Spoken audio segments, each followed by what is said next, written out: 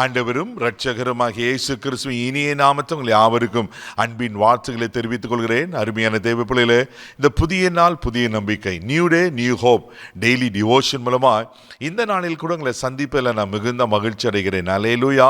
இன்றைக்கு கூட கர்த்தர் நமக்கு கொடுக்கிற வார்த்தை என்ன எடுத்து வாசிக்க கேட்போம். சங்கீதலின் புஸ்தகம் 72ஆம் சங்கீதம் 18வது வசனம் கூட வாசிக்க கேட்போம். இஸ்ரவேலின் தேவனாய் இருக்கிற கர்த்தராகிய தேவனுக்கு ஸ்தோத்திரம் உண்டாவதாக, அவரே அதிசயங்களை செய்கிறவர். ஹல்லேலூயா. ஆமென். இஸ்ரவேலின் தேவனாய் இருக்கிற கர்த்தருக்கு ஸ்தோத்திரம், ஏனா அவரே அதிசயங்களை செய்கிறவரா. தெய்வ பிள்ளைகளே, இந்த வாரத்தில் ஆண்டவருக்கு நம்ம ஸ்தோத்திரங்களையும் நன்றிகளையும் நம்ம செலுத்தி கொண்டிருக்கிறோம். அவர் செய்த கிரியைகளுக்காக, அவர் செய்த காரியங்களுக்காக கர்த்தரை ஸ்தோத்தரித்து கொண்டிருக்கிறோம். எவ்வளவு நல்லா இருக்குல்ல, கர்த்தரை ஸ்தோத்தரிப்பது எத்தனை பேரை பாக்கியம். ஆமென். இன்றைக்கு கூட அவர் அதிசயங்களை செய்ததற்காக அவருக்கு ஸ்தோத்திரங்களை நம்ம செலுத்த போகிறோம். அவர் யார் தெரியுமா? அவர் பிறப்பதற்கு 800 ஆண்டுகளுக்கு முன்பாகவே ஏசாயா தீர்க்கதரிசி இப்படியாய் சொல்லுகிறார், அவர் நாமம் அதிசயமானவர் என்று. ஆமென். அவர் நாமம் அப்படின்னா அவர் பெயர் அதிசயமானவர், அவரே அதிசயமானவர். தேவ பிள்ளைகளே, அவர் பிறந்தது ஒரு அதிசயம், அவர் வளர்ந்தது ஒரு அதிசயம், அவர் செய்த ஊழியங்கள் அதிசயம், அவர் மரித்தது அதிசயம், அவர் 3ஆம் நாள் உயிரோடு எழும்பினது அதிசயம். தேவ பிள்ளைகளே, ஆமென். அவர் அதிசயமான ஆண்டவர். அல்லேலூயா. இன்றைக்கும் அதிசயங்களையும் அற்புதங்களை செய்கிற ஆண்டவராக இருக்கிறார். யோசித்து பாருங்க, இந்த 2023ஆவது வருஷத்துல உங்களுடைய வாழ்க்கையில் எத்தனை விதமான அதிசயங்கள் அவர் செய்திருக்கிறார். ஒருவேளை உங்க வாழ்க்கையில நீங்க எதிர்பார்த்த அதிசயமான காரியங்கள், அற்புதங்கள் நடக்கலன்னு நினைக்கிறீங்களா? கர்த்தரை ஸ்தோத்திரம் பண்ணுங்க.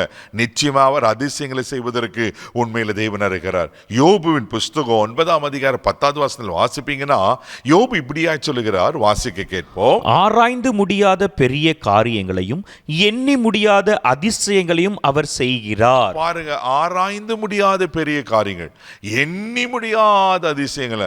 அப்ப ஆண்டவர் என்னைக்கோ ஒரு அதிசயத்தை செய்கிறவர்ல, எப்போ ஒரு அதிசயத்தை செய்கிறவர்ல அவர் ஆராய்ந்து முடியும். நம்ம வாழ்க்கையில் இதெல்லாம் என் வாழ்க்கையில் நடக்குமா?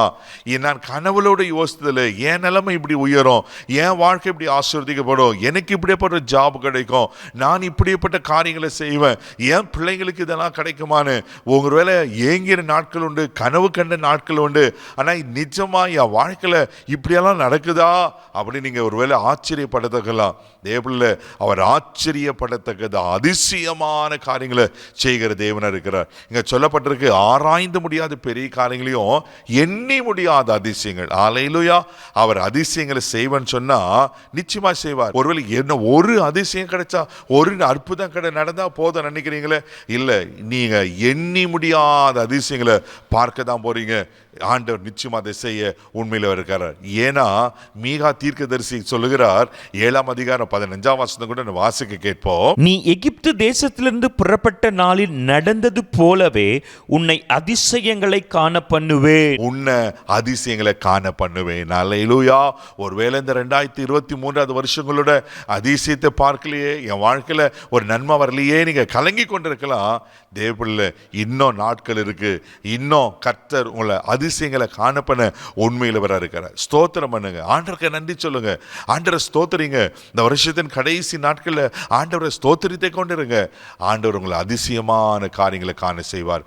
ஏன்னா அவர் அதிசயமானவர். ஆமென். அந்த அதிசயமான நாமத்தை ஸ்தோத்திரிங்க, மனசார ஆண்டவருக்கு நன்றி சொல்லுங்க. நிச்சயமாய் அதிசயமான காரியங்களை செய்வார். கண்களை மூடி நாம் ஜெபிக்கலாம். தகப்பனே, உமக்கு நன்றி. நீர் அதிசயமானவர் ஆண்டவரே. ஆராய்ந்து முடியாத, எண்ணி முடியாத அதிசயங்களை செய்கிற கர்த்தர். அப்பா, இன்றைக்கு கூட ஆண்டவரே உமக்கு ஸ்தோத்திரிக்கிறோம். நாங்கள் சங்கீதக்காரனோடு சேர்ந்து ஆண்டவரே நாங்களும் உங்களை ஸ்தோத்திரிக்கிறோம்ப்பா. நீர் அதிசயமானவைகளை செய்கிற தேவனா இருக்கிறபடியா, அதிசயமானவைகளை செய்தபடியினால் இனியும் எங்கள் வாழ்க்கையில் அதிசயங்களை காண பண்ணுகிறபடியால் உம்மை ஸ்தோத்திரிக்கிறோம். தொடர்ந்து எங்களை நடத்தும். இந்த நாள் முழுதும் கரம் எடுத்து நடத்தும். கிருபைக்கு ஒப்புக் கொடுக்கிறேன். இயேசுவின் மூலம் ஜெபம் பிதாவே, ஆமென். அவர் அதிசயங்களை செய்வார். தைரியமா போங்க. God bless you.